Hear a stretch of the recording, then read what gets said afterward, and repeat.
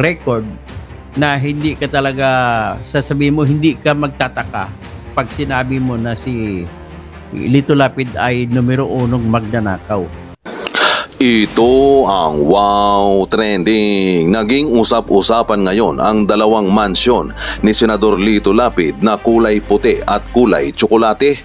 Itong kulay tsokolate na ito ay nabili daw ito ni Senador Lito Lapid ng 16 million pesos. Dito, hindi makapaniwala ang mga netizen kung saan nanggaling ang pera na pinambili ni Senador Lito Lapid. Dahil kung titignan natin ang sahod ng isang senador sa loob ng isang buwan noong taong 2020, meron lang itong 273,278 pesos hanggang 312,902 pesos. Sabihin na nating 312,902 pesos at i-times natin ito sa isang taon na 12 months, ang lalabas ay 3,754,824 pesos sa loob ng 6 na taon. 6 times 12 equals 72 at i-times natin ito sa isang buwan na 312,902 pesos at ang lalabas ay 22,528,944 pesos sa loob ng 6 na taon.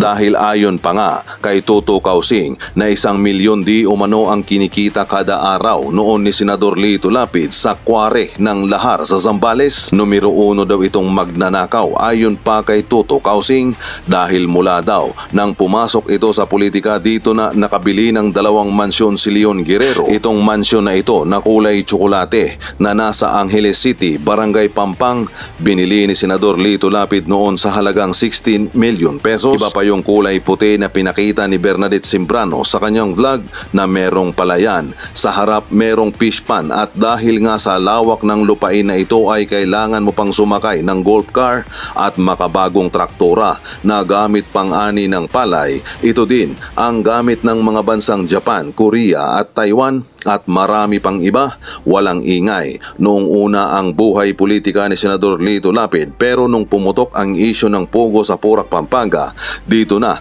naglabasan ang baho ni Senador Lito Lapid dahil mula nung maging senador itong si Leon Guerrero, bigla daw dumami ang kanyang pera. Buhay hari. Hindi makapaniwala si Toto Kausing na ang yaman ni Senador Lito Lapid ngayon ay galing lang sa sahod sa pagiging artista at senador. Dahil nga kanina binanggit ko na, kung titignan natin ang sahod ng isang senador sa isang buwan ay 273,278 pesos hanggang 312,902 pesos. Oh my God! Kaya komento ng mga netizen, he is the king of all kings, king of Lahar, king of Pogo, a useless Philippine senador for doing nothing in the Senate. Sana ipatawag si Lapid sa Senado para ipaliwanag niya kung paano siya yumaman ng ganyan. Ginawang gatasan ang taong bayan, kawawa ang mga Pilipino na ninanakawan ng mga politician. Ang mga government employee who makes 200,000 pesos a month nakakapagpatayo ng mga 10 million pesos na bahay. Karma to all of them. New subscriber po ako, kakasuka talaga yung Lito Lapid na yan. Pineda at Gloria, kababayan ko yan, pero sinusuka ko na. Pinagtawanan lang ni Lapid yung mga bumoto sa kanya. Anong nagawa sa taong yan? Sa senador, hindi ko binoto ang taong yan, maski kailan, sayang ang sweldo. Katoto, dapat subject to lifestyle check itong si Senador Lito Lapid para maipaliwanag niya kung saan galing ang mga pera to build this mansion and property in US. Hindi na bago yan, Engineer Toto, matagal ng balita yan dito sa Central Luzon. After pumutok ang pinatubo, sobra-sobra din ang tubo niya. Pakicheck din yung involvement ni Senador Lito Lapid at Gloria Macapagal Arroyo sa pagkamkam ng lupa sa Hacienda Dolores sa Porac, Pampanga. May na naman ako na-discover patungkol sa kanyang mga gawain sa bilang opisyal. At hindi po ako naniniwala na yung kanyang kinita bilang artista ay sapat para mabili ang lahat ng kanyang kayamanan. No, sa nanaipon. Meron siyang 2 property, mga sa sa United States, dollars 'yun. Tapos nakabili din siya sa iba't ibang bahay. Sa Porac lang marami siyang nabili, sa Pampanga lang marami siyang nabili. Doon lang sa Porac, 2 ata ang mansion niya diyan. So, ibig sabihin, talagang mahilig sa lupa ito si Mr. Lito Lapid. So ngayon, kung ako tanungin mo, ang kanyang record na hindi ka talaga, sasabihin mo, hindi ka magtataka pag sinabi mo na si Lito Lapid ay numero 1 magnanakaw.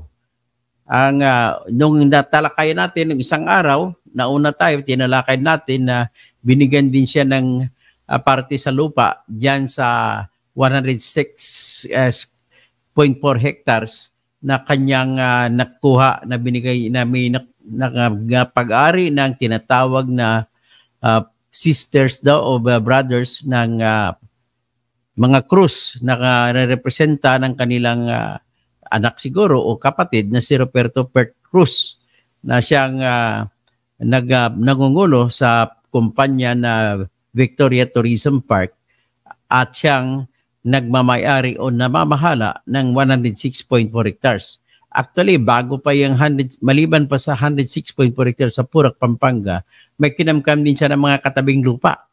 Tapos ito, para magkaroon siya ng protection, yung kanyang BFF na si Lito Lapid ang nagbibigay ng protection sa kanya. So dahil sa mga pagbibigay ng tulong ni Mr. Lito Lapid sa kanya, ay talagang deserve naman ni Mr. Lito Lapid na mabigyan ng malaking mga lupa, no? At least kung mapansin mo yon, yung isa mga property niya, pinagmamayabang niya, yung sa vlog ni Bernadette Sembrano, ay lumalabas doon na may mansion siya. Iba yung kulay puti ang mansion. Iba pa yung kaysa mansion niya, sa Purac din na kulay tsokolate ang bahay na malalaki. So ibig sabihin talagang mahilig sa lupa at mga property ito si Mr. Lito Lapid. Yung pinalabas naman ni Bernadette Sembrano ay yung property niya na mayroon pa siyang modern na palayan. Ang palayan niya may combination pa ng mga tilapyahan at kung ano-ano pa. Tapos mukhang mga modern pa kanyang irrigation systems, na kung ano man pagka-modern ng irrigation systems niya ay hindi niya ginamit na gagawing isa batas para magiging moderno ang irrigation systems ng mga magsasaka sa buong bansa. Hindi niya ginawa yan. So anyway, ang kinikwento ko ngayon, may nabasa rin ako na nung nahuli yung kanyang asawa na si Marisa Tadeo Lapid, nahuli ng United States of America sa pagbibitbit ng $40,000 na hindi malaman kung saan ang galing. Ang $40,000 po ay katumbas po ng 2 milyong piso. At nandoon pala sila kasi dalawa pala ang yung property nila doon sa United States of America. So ngayon, saan ba kayo kumukuha ng pera na yan, Mr. Lapid?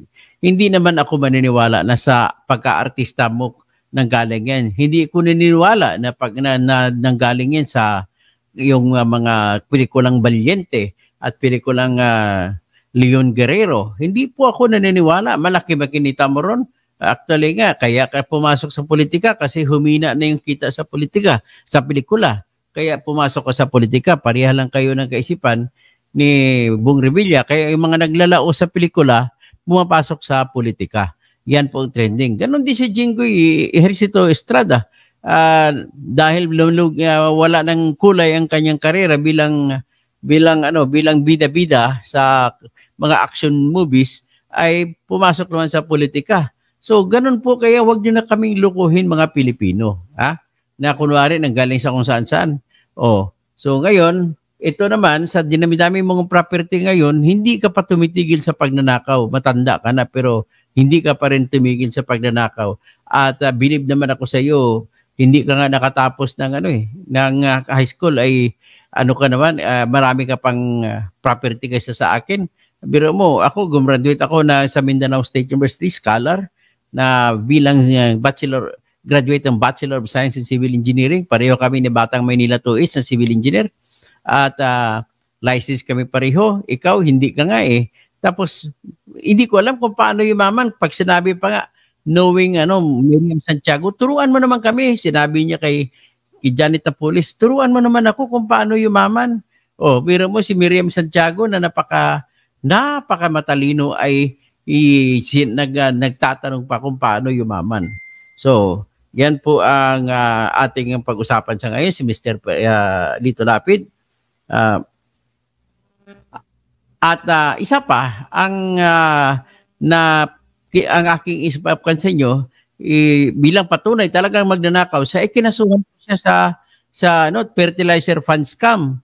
At ang kanyang kaso ay binasura noon sa Sandigan Bayan sapagkat daw may nalabag ang kanyang karapatan sa mabilisang trial, ang kanyang right to speedy trial. So dinismiss naman ng Sandigan Bayan, kaya lang humabol ang ombudsman at binaliktad ng Supreme Court noong December 2019 at ibinalik ang kanyang kaso sa Supreme Court. So ang problema lang sa ating sistema ng katarungan sa ating mga korte, napakabagal tumakbo, ay mas makupad pa kaysa tinatawag na snail mail, o mas makupad pa kaysa yung taklobo pag lumakad. Nako, mas nauna pa nakarating yung taklobo. Para kang ang rabbit ay tigil, takbo. Yung mga kwento nung araw ng grade 1 pa, nung elementary pa kami ni J. Hansen sa Coronadal Central Elementary School. Ganun mga kwento ng buhay nung pagtamad ka, talaga maunahan ka nung kahit mabagal gumalaw, pero tuloy-tuloy. O, yan ang kwento ng buhay. So ngayon, ito naman si Lito Lapid, hindi ko alam kung paano siya yumaman. Siguro naman kung may buhok ako, mas gwapo pa ako sa kanya. Kaya lang, aktor siya, magaling siya sa aktor, kaya sa kumita ako. No? Pero hindi ako naniniwala na yung kinita sa aktor ay sapat para yumaman siya, makabili siya maraming bahay, 2 sa Amerika, ang bahay nga niya sa Amerika, na tinabi ko na may kaso yung kanyang misis, ginamit pang pangpiyansa, $500,000. Magkano sa Philippine peso ang $500,000? So, kung ang $400,000 is 10 million, nasa 10 million, halos 12 million ang $500,000 na piyansa niya. Ang ginamit na pang piyansa sa kanyang kaso sa Amerika ay yung kanyang 2 bahay sa Amerika. Teka mo na, bakit ka nakabahay doon sa Amerika? Sige nga, don't tell me na sabi mo nga nanggaling ka sa hirap eh. Kung nanggaling ka sa hirap, virtually pag mag-compute tayo, pasok pera, pasok, labas, nagsimula ka sa zero. O, pumasok ang pera mo, naging stuntman ka, o labas ka kasi may mga binili-bili ka, pasok na naman, naging aktor ka, tinuruan ka pa ni Jess Lapid Sr., tinuruan ka pa ni sino pa ibang mga na tumuturo sa'yo, tapos kumukuha ka ng guidance kay Fernando po FPJ Senior, kwento mo kahit anong galing mo na aktor, ang pinakamataas na kinita sa pelikula po, wala lang tatalo kay FPJ. Si FPJ, malinis na kinita niya sa pelikula ang kanyang pera. At sikreto yan na namimigay ng ayuda tuwing may sakuna, tuwing may baha. Sikreto lang, hindi nag-anunsyo, tag-ilang truck ang bitbit ng mga ayuda para sa mga biktima ng baha. Ni minsan hindi nag-anunsyo. Ito naman si Lito Lapid, paano ka mas mayaman ka pa kay Fernando po Jr.? Nako. Ngayon, ipaliwanag mo nga, dahil nga lumina yung pelikula mo at hindi na kumikita, plakna na, bagsak na sa takilya. Kaya noong 1992 ay pumasok ka sa pelikula, tumakbo ka muna vice gobernador ng Pampanga at nanalo ka. At yung pagtakbo mo sa vice gobernador, doon ka nag-aral, parang ginawa mong eskwelahan ang provincial board ng Pampanga at doon ka nag-aral kung paano kumikita yung mga politiko. So doon ka gumawa ng kunwaring artista, doon naman ginamit mo pag-artista mo, nakangiti ka, na sa mga pelikula mo ay ikaw tagapagtanggol ng mga mahirap at naapi, pero ikaw pala ay magnanakaw. Yan ang problema. So ngayon, nung natuto ka sa bilang vice-gobernador, tumakbo kang gobernador, tinalo mo si Bringyao. At nung nanalo ka sa noong 1995, ito na ngayon, naging gobernador ka. Ito na ngayon, dito mo nakita ang pagkakataon kung gaano mo kinonvert sa bilyon na kinita mo ang lahar na pumutok kasi po yung Mount Pinatubo noong June 15, 1991. So para maalala nyo yung Mount Pinatubo, gusto kong ipakita sa inyo yung Mount Pinatubo. Ito, ipakita ko lang sa inyo just to prove to you na talagang historic itong Mount Pinatubo. Kung ang Mount Pinatubo maraming pinatay, lapitan ni Mr. and Mrs. Lito Lapid na si Marisa. Nilapitan nila, hindi ko nabanggitin ang pangalan, on the condition of anonymity, ay nangako ako sa kanya at gagamitin kong kwento niya. At siya pa nag-ahente at saan siya bumili? ng lupa, ng mansion, doon sa loob ng PhilInvest 1. No? Andun yan sa Batasan Hills.